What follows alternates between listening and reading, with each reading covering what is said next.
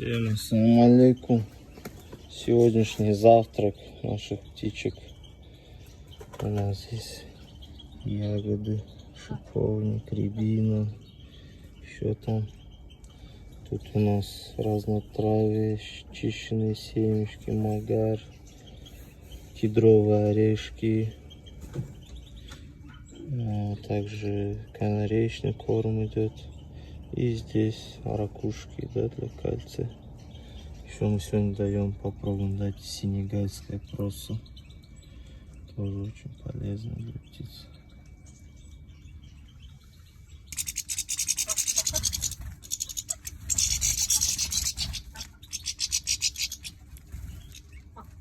Птички ручные.